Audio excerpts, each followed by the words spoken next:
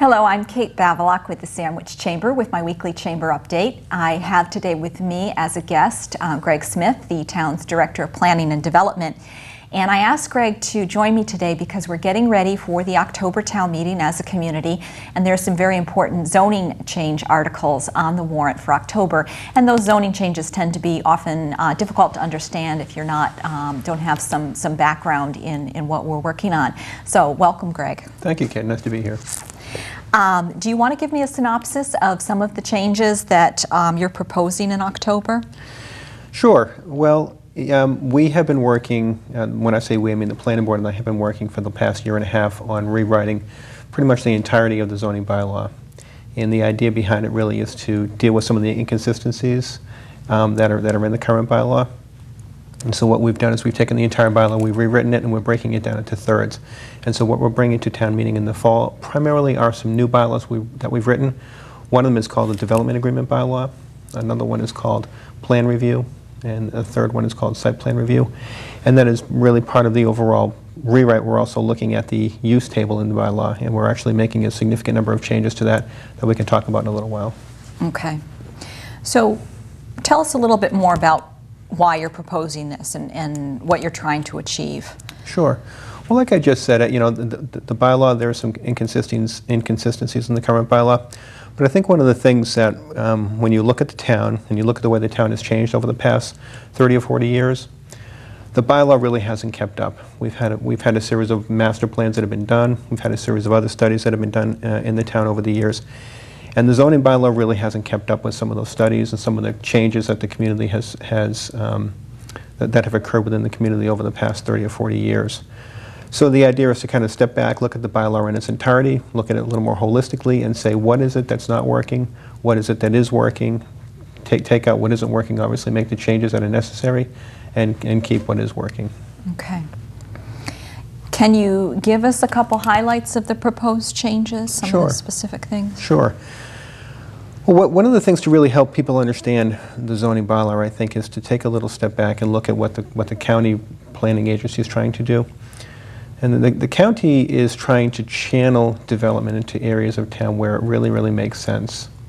And so the Cape Cod Commission, which is a regional planning agency, and the planning board and myself, about 3 years ago, we developed what is called a land use vision map. And that vision map basically sets a vision for where it makes sense to channel development. And we've come up with some areas such as the industrial district, the marina district, South Sandwich Village Center. And we call these economic centers, and these are areas where it really makes sense to say, these are the parts of town where we want to see development occur. And the areas, the other parts of town, it doesn't mean that development can't occur there, but it's really not the preferred areas in town where we want to see development. So with that in mind, the town went ahead and adopted that map, and I used that as a basis to try and look at some of the new zoning articles that I prepared. One of them that I just talked about is a new article called Plan Review. And Plan Review basically, it's taking a look at what uses in town are benign and what uses may not be benign. And that goes back to that use table I talked about a few minutes ago. In the use table, there are a whole series of uses that currently in the bylaw, most uses are by special permit.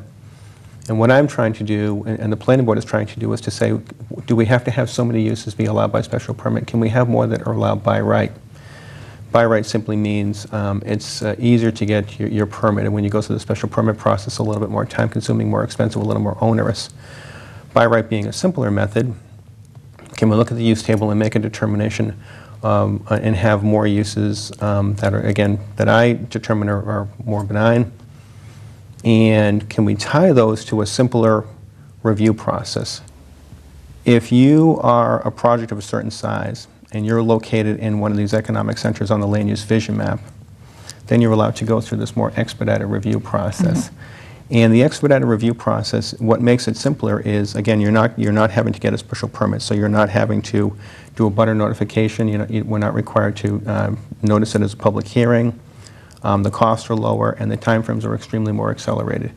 So from a developer's point of view, what we're doing is we're saying that there are more uses that are allowed by right, the process that you're going through is more streamlined, it's more predictable, it's less onerous, it's less expensive, it's quicker. So to a developer, it certainly makes more sense to go through a process like plan review or like site plan review. Now the difference between plan review and site plan review, again, it's the same principle. If you're located in one of these economic centers, you would go through this more expedited permitting process. But the difference between plan review and site plan review is really based upon the size of your project. If your project is below 5,000 square feet, you would go through plan review, which is, again, probably the most basic review process if you're by right. If your project is above 5,000 square feet or below 40,000 square feet, again, if you're in one of these economic centers, you'd go through this process. But the site plan review process is a little bit more onerous. There are more requirements, but the timeframes are the same. Can you give us a few examples then? Currently under the system, if someone is looking at a building and they want to bring their accounting firm, they want to, into this building, and that's a change of use. It's currently retail and an accountant wants to move his office in. Currently he would need to go through the special permit process, including, surveyed maps and abutter notifications and things. And under the change, he would have a simpler process of going before the site plan review board and telling them about the change of use and addressing any concerns that way. Right. So it's a much simpler process for some of the change of uses that are minimal impact on the community. That's right.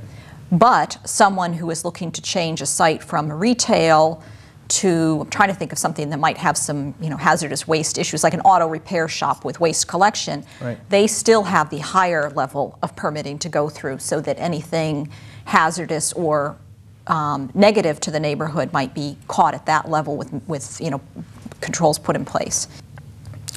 Again, the idea here is to really fast track the process and make it easier for a change of use to occur. But one of the other things, I think in your example, that we'd have to be really careful about is, depending upon where the project was located, if it's located in Zone 2, there'd be another layer of review to ensure that there were no detrimental impacts to the water resource protection area in town. Okay. And again, this process, I know the business community has been asking for more by right uses so that when you're looking at a property, you kind of have some idea of what you can do with it. And this process is is helping in that way, but not, there's more by right uses in the table or just more of the site plan review? Well, actually, it's a good question. What there are, as part of the zoning update, one of the first things that I had to do was I had to give consideration to, okay, there has been a consistent request within the development community to expedite permitting and to allow for more by right uses.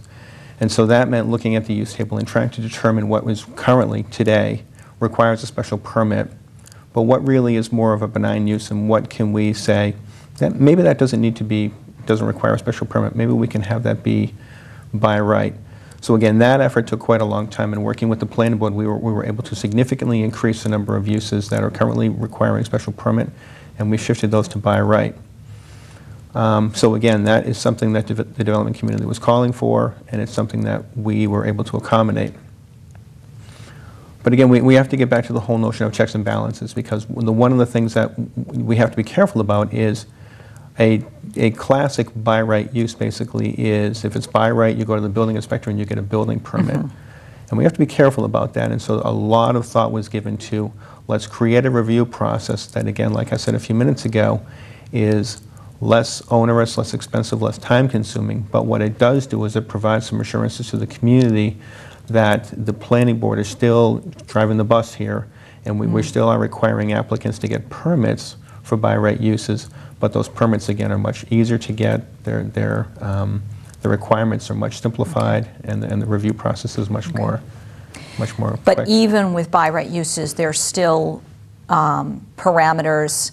You still have to have a certain number of parking spaces for your use. You still have to have, you have to fulfill the zoning requirements, setbacks. I mean, there's still a lot of parameters around any proposed project.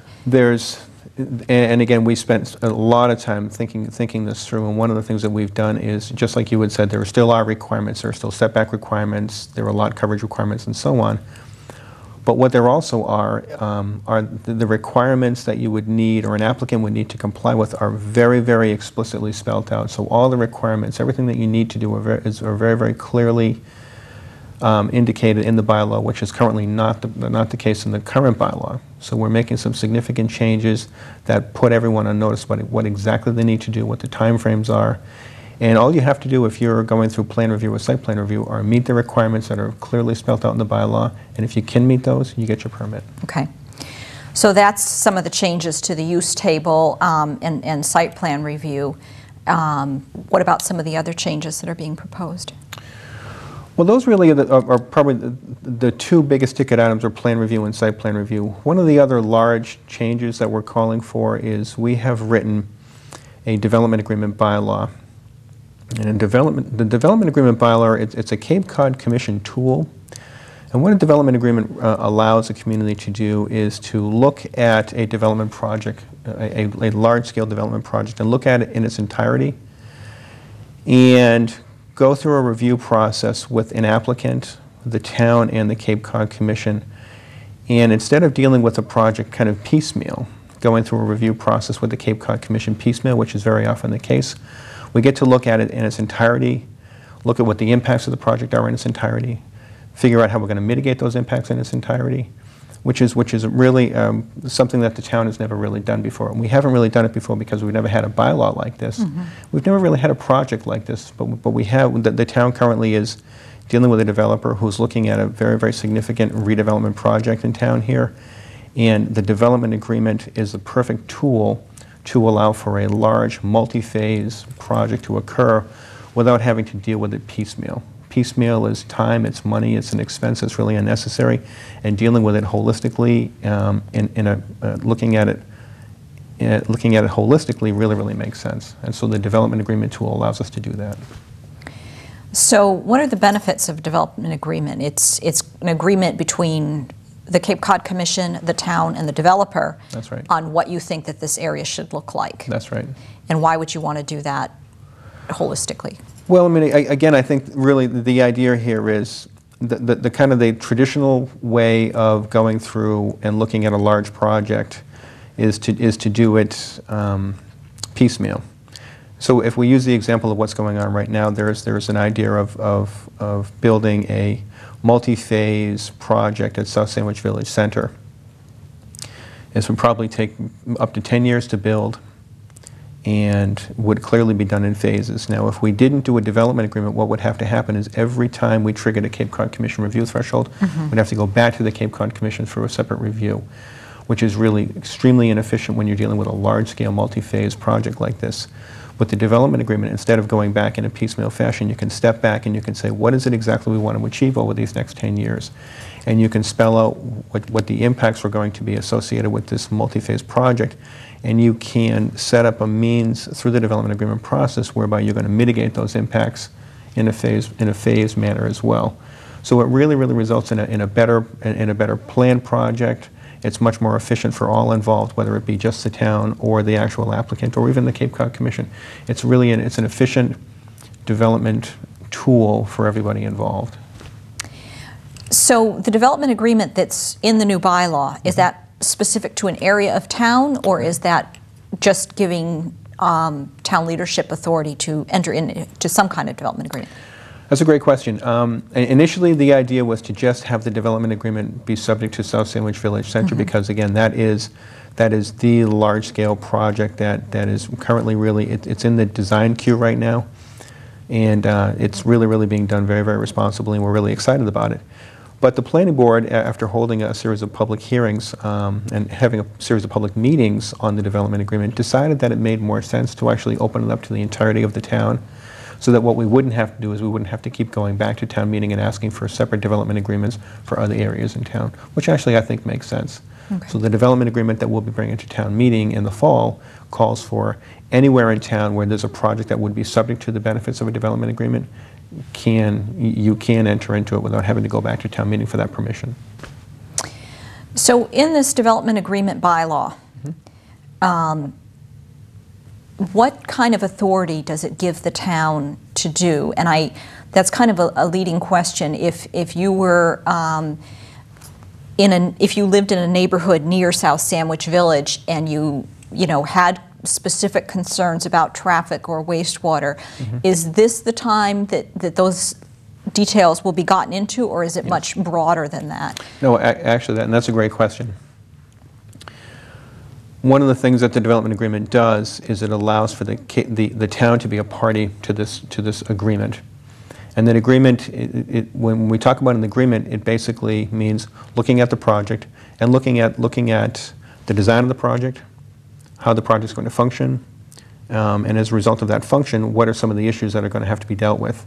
And like you had just mentioned, probably two of the key issues for any big project are going to be wastewater and traffic. And so if you're living in an area close to South Sandwich Village Center, you may have some serious concerns about traffic.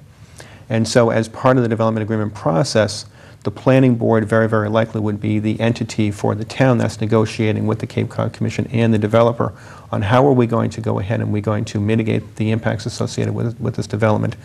And so if you are someone who's concerned about that, you would be able to come to one of the many public meetings that would be had about this and offer your input into, I have a concern about traffic on my neighborhood, or about how a pedestrian is going to be accommodated into the design, or how a bicycle is going to be accommodated into the design. So there'll be ample opportunity for the public to come and express their concerns about such a large-scale project. Okay. And this is just the groundwork. It's authorizing the town to start those conversations with the developer and with the commission on what a good project would look like there. It's the start of the conversation. Oh, believe me, and it is just the start. I mean, a development agreement, while we've never done one here in Sandwich, there are other examples of them being done on Cape Cod. And they certainly don't happen quickly. They take many, many months to occur. There's ample opportunity there will be ample opportunity for the public to comment. There'll be lots of conversations between, like I said, the Cape Cod Commission, the applicant, and the planning board on how the design is going to look. What is it going to look like, how is it going to function, and how are those impacts going to be mitigated. So again, it's a very, very interesting tool, but certainly it's not something that's going to happen overnight. It'll take a while. Okay. Are there any other specific changes that you want to bring up today? I think those are really probably the big three: the development agreement, the plan review, the site plan review. There are 19 articles that we're bringing. Some of them are as simple as increasing the height threshold for buildings from 35 to 40 feet. Others call for changes to parking regulations. Small things like that. There's a hotel bylaw that we're changing to make it more beneficial for people who want to develop hotels in town to come to town. But I think by and large those are the big three. But what we are looking for is members of the public who might be interested in wanting to know more to contact me or to contact the planning board, and I'm certainly happy to discuss these with anyone who's interested. I'll be going on and talking with the Chamber of Commerce and the Issues and Alliances Group and the Sandwich Economic Initiative Corporation, so if anyone's interested in attending those meetings, I'd certainly encourage them to come out. Or if they just like a copy of the bylaws, they can certainly call my office and we can get them a copy. Okay. Really basically, Greg, why should people support these zoning changes? What kind of support are you looking for at town meeting, and why? Well, when I say we, I mean the planning board and myself and the town manager's office. We've had many, many conversations about these bylaws. I think we all recognize that what's currently on the books right now with regard to zoning really is not working for the town. There's been a significant expenditure of time and resources in rewriting these bylaws. And I think it really, really is going to assist the town in being more friendly for economic development. And I think that's really what I've heard since I've been hired. We want to make the town more friendly. We want to make it easier for businesses to come here and to locate. We've done it very, very sensitively and very responsibly. So we're not really giving the farm away, as I like to say. I think it's a very balanced approach to economic development, and I think it's going to. They're really, really a good fit for what the local comprehensive plan calls for as well. So I'd be looking for people to come out, offer their support at town meeting, and like I said, if they have questions before town meeting, I'd encourage them to reach out to me. I think it's great. I think one of the things that's really struck me is that the town has been able to use this recession time when there's not a lot of building permits coming before, not a lot of development pressure, not a lot of, that we've been able to use this time for really good planning and really sound planning, not reactionary bylaws or reactionary responses, but to really think about the future of the town and where we want to be in 10 years and where we want to be in 20 years, and how we're going to continue to provide adequate services for the town, police and fire, and we know that we need to have a little bit more healthy local economic activity in order to get there. And so I think that this recession, and the town has done a great job doing planning during this time to be very specific about what might be good projects that will build our local economy in the best possible way over the next decade or so. And I would just build upon that. I think you're absolutely right, Kate. I think it's been a great time with there being a slowdown in the overall economy, and certainly locally we've seen a slowdown in building permits and so on. But it's been a great time to kind of step back. We have a really, really good local comprehensive plan that really has set the stage for a lot of the zoning changes that I'm going to recommend to town meeting. We've done a lot of other planning with updates to housing plans and marketing studies and so on. So it's been an exciting time to be here as a director. And I think that if we can get these articles passed at town meeting, I think that we're going to be in really, really good shape for when the economy does turn around, and being able to capitalize on some really good regulations that are going to make some exciting things happen here. Great. Well, thank you so much, Greg, for being with us today. Nice to be here. And again, Greg will be at the Chamber Issues and Alliances meeting, and that's a meeting that's open to anyone. If you have more specific questions for Greg, you can just call the Chamber office, and I will sign you up for that meeting, 508-833-9755. Thanks so much.